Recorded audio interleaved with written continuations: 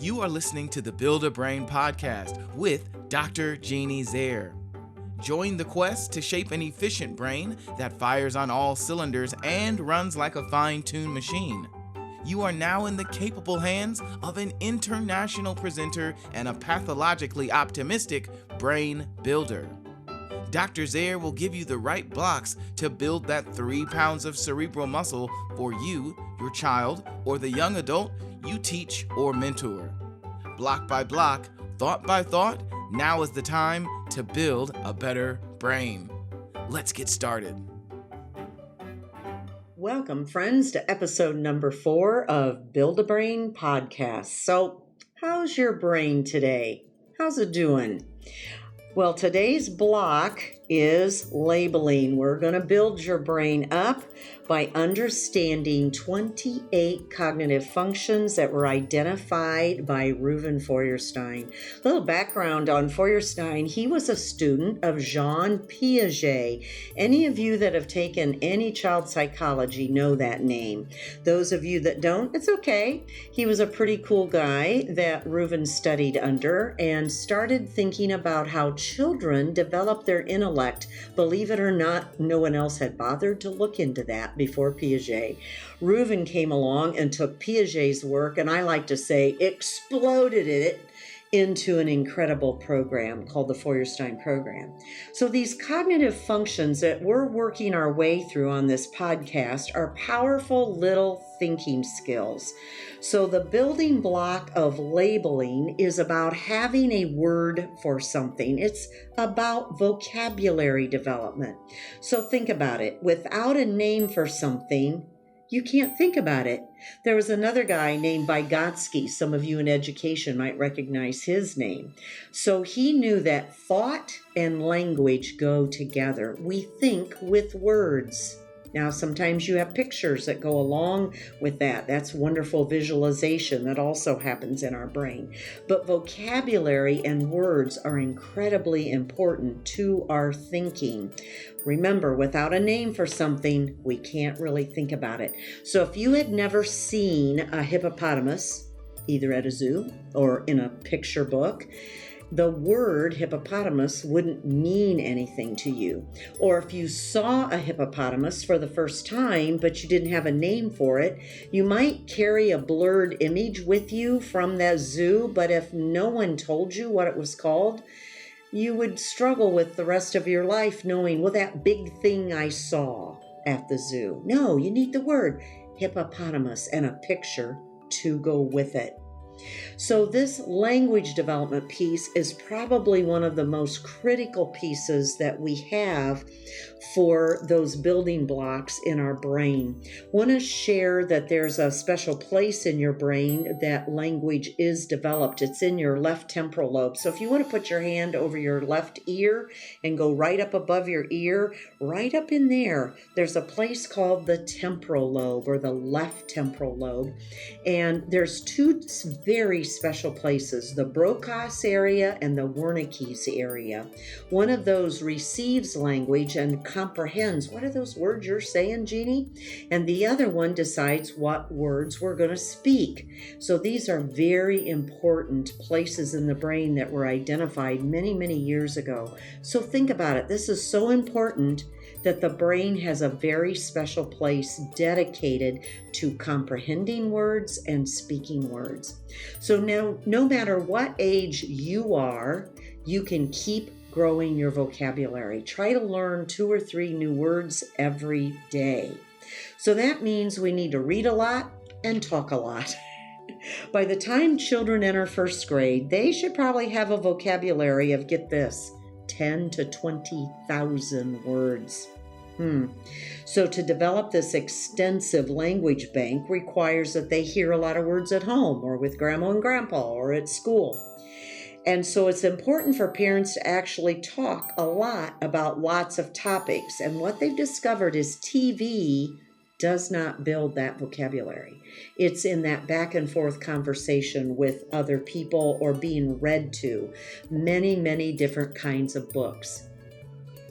maybe listening to podcasts, and there's wonderful children's podcasts out there. So building that auditory listening is just really cool. I know, here's something, I'm going to get on my soapbox, so deal with me if you're a parent, okay? Just bear with me for a few minutes.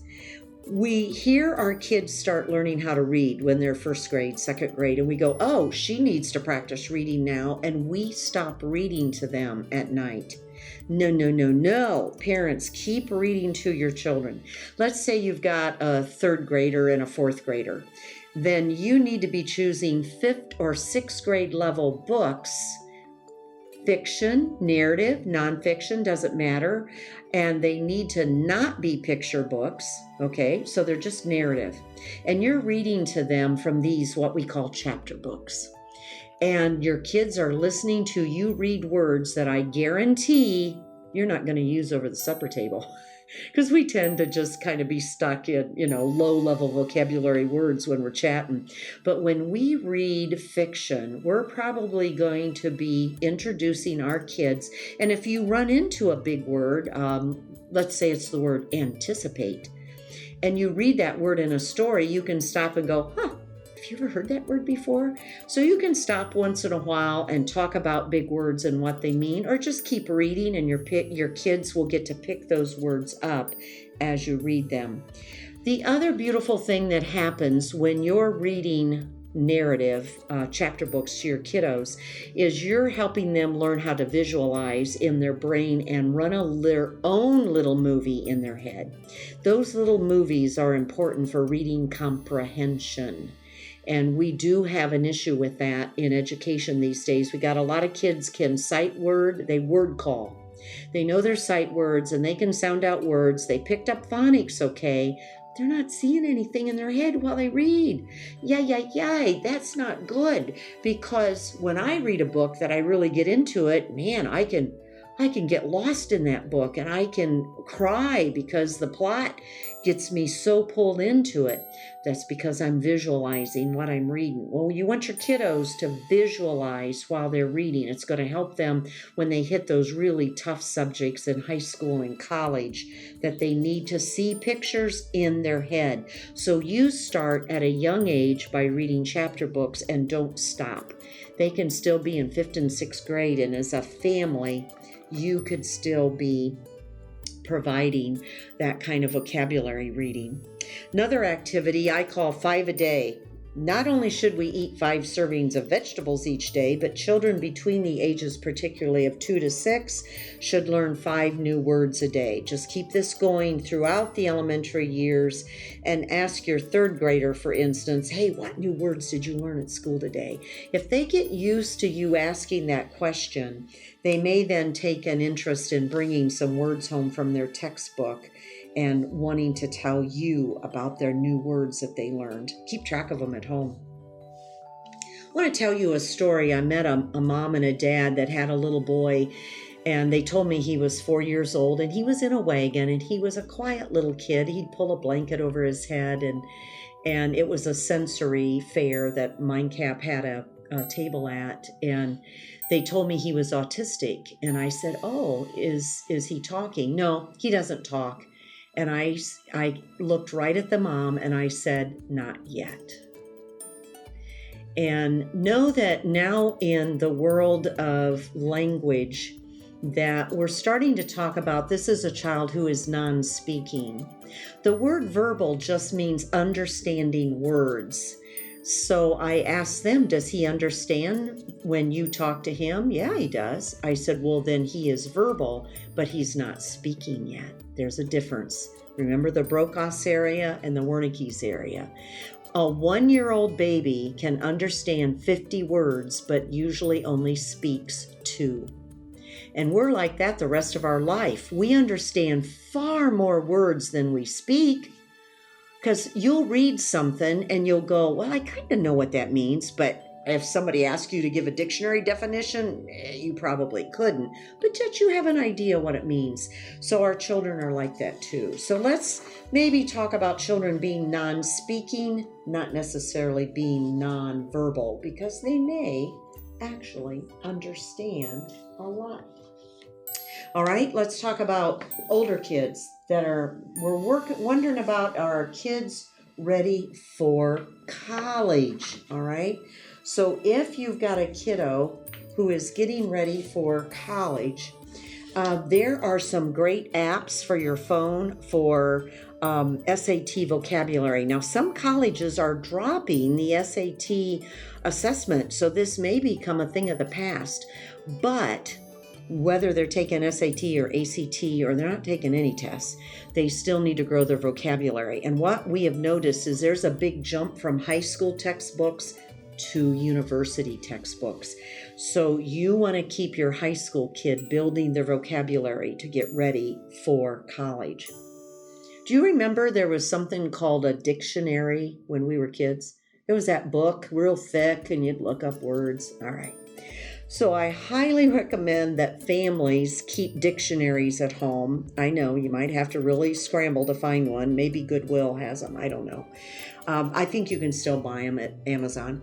But for younger kiddos or kids that are learning English as a second language or those non-speaking children, have good picture dictionaries in the home. A picture dictionary is a fabulous resource for children that need to develop language. So highly recommend that you have that. All right, we finish up with questions. Questions for mediating this block called labels. Okay, so what's the best name for that? That's a question we love to use with really young children. Is it a cup? Is it a glass? Or is it a mug?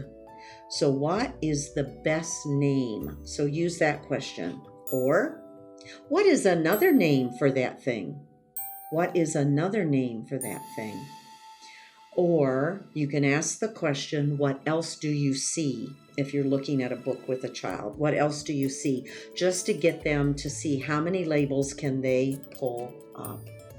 All right, well, I hope your brain feels a little bit better after learning about labels. And remember, we can build our brain dendrite by dendrite, block by block, thought by thought. We'll see you again on another episode of Build a Brain. Thanks for listening to the Build a Brain podcast.